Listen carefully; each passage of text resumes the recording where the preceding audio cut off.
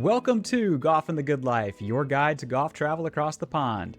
I'm DJ Jones, he is Connor Evers, and today we are kicking off a three-part series dedicated to the most important decisions for planning an overseas golf trip.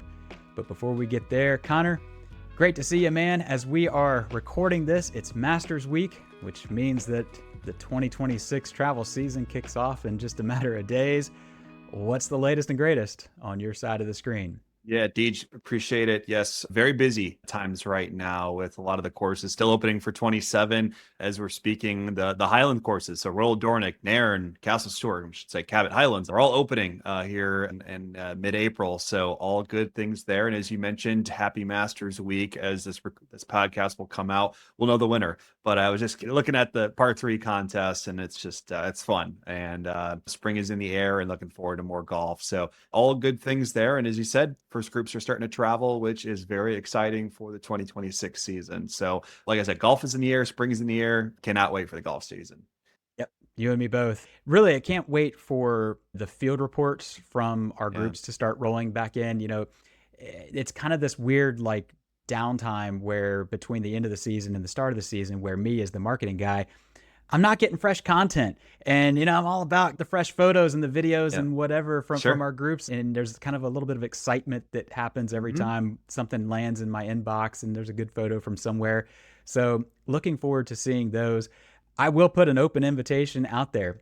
Whether you are traveling with H&B this year or not, we'd love to see your field reports. If you've listened to the podcast and we have played even a small role in, helping you form or plan your trip or what have you, or just helps you pass the time between booking and now, send us your field reports, golf@haversham.com. We'll drop them into a future episode in the video version, and we certainly would love to see them. But talking about planning, we're kicking off a 3-part series that's dedicated to the most important decisions when you're planning an overseas golf trip. This is sort of inspired by a couple of guides that we have on our website. One's dedicated to Scotland, the other to Ireland. But the thing about these decisions is that they're all pretty foundational. And while we talk about how every group is different and every trip is different, the core decisions that you have to make, they're all fairly similar, especially in the early going. So we really wanted to invest some time with this because the thing about these decisions, while some of them are pretty basic and others are maybe not so much, they all are going to impact your experience one way or another. If you get them right, you're going to know it. If you get them wrong, you're also going to know it. Connor, I'm going to have you kick us off, as we always do, with sort of the planner's view when it comes to getting started in the planning process. Where are you usually beginning with these decisions? Yeah, great question. And it's a question that I ask kind of one of the first ones when I'm speaking to a group when they're looking to start planning a trip. And before you do anything, you have to figure out kind of the mold of your group. Is it a buddies group? Is it an all ladies group? Is it a couples group? Is it a family group? Kind of figuring out what type of makeup your group is going to be for this trip. And our biggest advice is to not mix in those different types of groups. It creates a little bit of a headache when it comes to the planning. For example, if you have, say, if it's 12 gents and some are single by themselves, they're shared occupancy, and you have some other couples on the trip, right? Well, it's going to have a different dynamic. Maybe the gents are going to want to play golf every single day and maybe some 36 hole days. And the other gentlemen are with their wives, which is perfectly fine. But hey, the ladies may want to tour and do some other things. So those gents that have their wives in tow, they may not want to play all that golf. And from a custom standpoint, that's okay. But it just changes the dynamic of the group overall. So it's just something to consider, kind of figure out what type of group you are and stick with it. And it'll create a great atmosphere and experience for all travelers in your group. No, that's a great point. Consistency in many things is key, and especially in travel. It might seem like a great idea on paper to have that blended group. In practice, not always so much. Find a version and stick to it is great advice.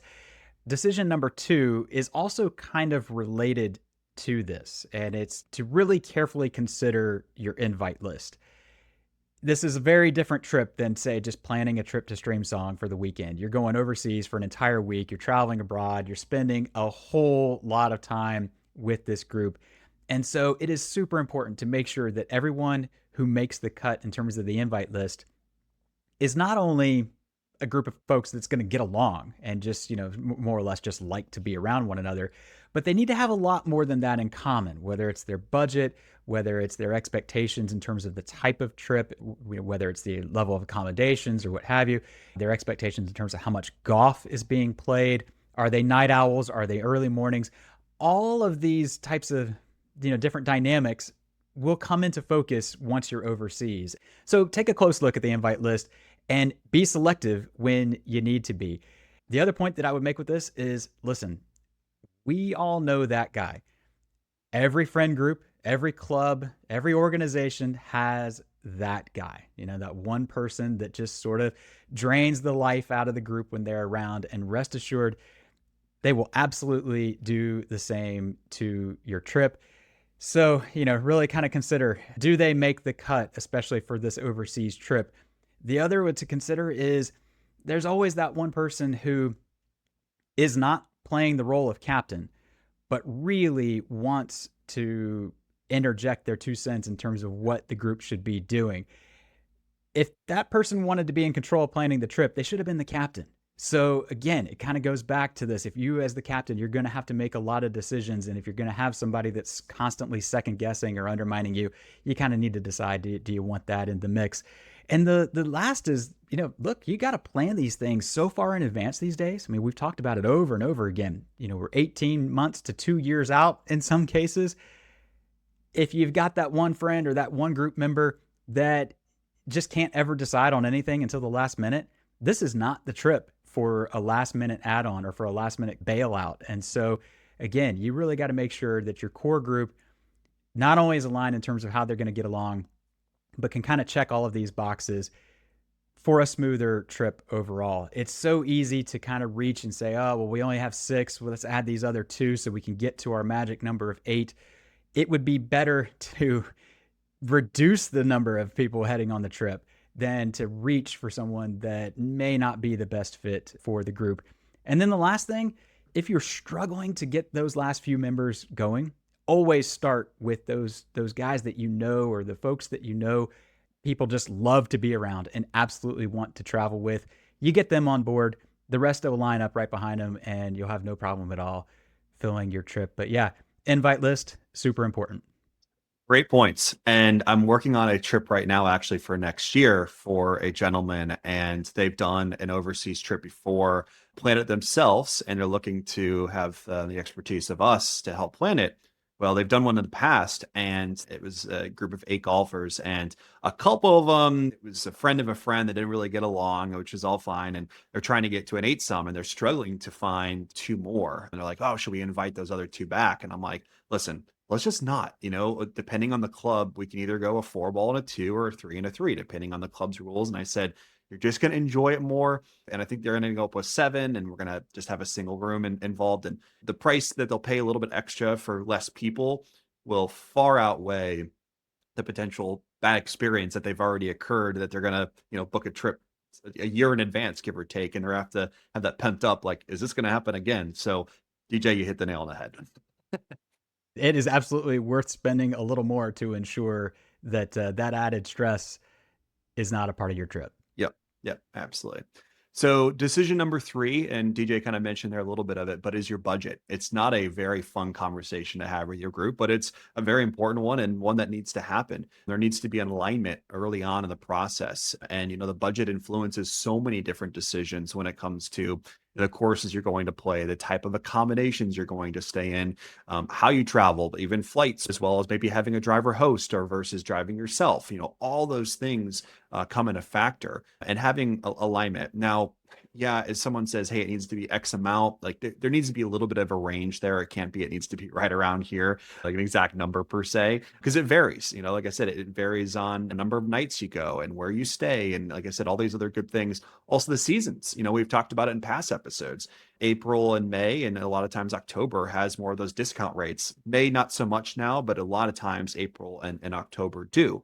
And then like the caliber of golf courses. If you go up to the Highlands and play Tane, Golspie, maybe throw around at Dornick or a few others up there, it's going to be way less than if you go to Fife and East Lothian, and your green fees are double, triple, and potentially quadruple. Your prices up there. So that's another big factor of this. So I think overall there needs to be kind of an understanding of one, the kind of max budgets, or maybe a threshold of what you want to stay in. And again, it kind of goes back to just the general planning: is how long do you want to be away for, how many nights, how many rounds of golf, and kind of figuring out how your budget and how your, I guess, what you want to accomplish on the trip kind of matches, and how they flow in between them both. So that's our decision number 3 when it comes to budget and money. It's a hugely important one, like you said, right up front. And yeah, it's something that nobody wants to talk about, but for the success of your trip, you absolutely should right off the bat. Nobody wants to be the person that has to skip something because it wasn't in the budget. And nobody Yeah. really wants to be the group where there's a split and, you got half the group that wants to go one way and half that wants to go another. Decide on something in the middle, and everybody will be happy in the end. Next one, and I feel like we have a couple of episodes dedicated to maybe this exact topic, but once you've got your group and once you've got your invite list and your budget, your next decision as captain is, listen, am I going to do this myself, or do I want to enlist the expertise of a golf travel company? And both routes have their merits, straight up. I mean, if you are someone who absolutely loves the puzzle and the really just kind of the challenge, the overall of planning a trip of this nature, there's certainly something to be said for doing it yourself and putting it together. But what a lot of folks find when, especially when they're turned into H&B, is a few things. Number one, this is kind of a part-time job when you're starting to plan this, especially when you're talking about, a week-long trip, multiple people. The average overseas golf trip has 40 to 50 individual plans and reservations. You got tee times and hotels and restaurants and transportation and caddy requests, and the list kind of goes on. And then you're managing payments and any number of things that you got to do. Flights, all this Yeah. stuff kind of comes into it in the end. I mentioned earlier, it's that, this is not like planning a trip to Streamsong. I just realized I'm wearing a Streamsong shirt. It's so different comparatively. We've talked about how visitor days and visitor tee times, and not every club has the same setup and so forth. So there's so much to navigate. And, when it comes to those marquee courses, the Old Course, Muirfield, RCD, and Portrush, yeah, having somebody in your corner that can help make it happen obviously has some merit. And really, when we're talking about working with somebody like H&B, a company that's been doing it for 30 years, part of what you're getting is not just the access to these courses. I mean, that's table stakes. Access, anybody can get you on a course. Anybody can book a tee time especially so many of these courses with, an online reservation system. Access isn't the ticket.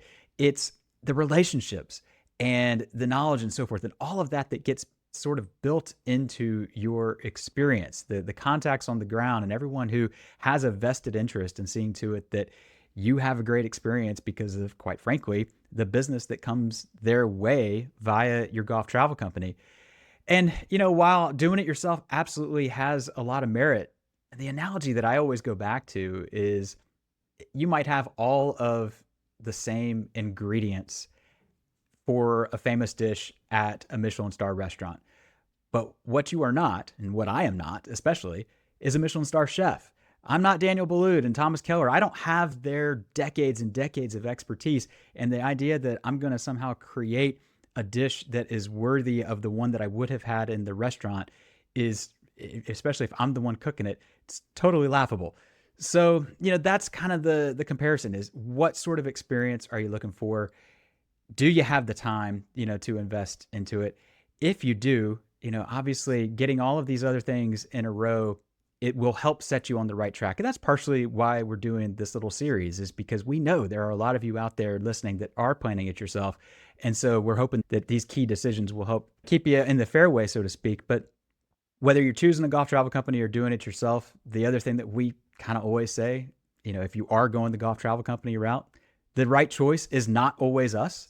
And we're more than happy to say that for a number of reasons. But the key is to make sure that that golf travel company does align with, their approach aligns with what you're expecting as a group. And Connor, I think that actually kind of leads into maybe your next one there as well. It sure does. So decision number 5 there is choosing between a custom or a stock itinerary. And many companies offer pre-packaged itineraries, or if you will, off-the-shelf trips where they are pretty much the same. Here are the tee times, here are your days off, here are your rounds of golf. You can potentially add in a few. And listen, you have no customization on dates. If you have something going on, if it's over Mother's Day, yada, yada, I can go on so many different lists. You really don't have much say in that, or you have to choose a different one. And again, it's not yours. It feels like it's someone else's, but it's just put out to the masses where they're trying to resell tee times and stuff that they've already purchased. And again, that's nothing wrong with that. That may work for you.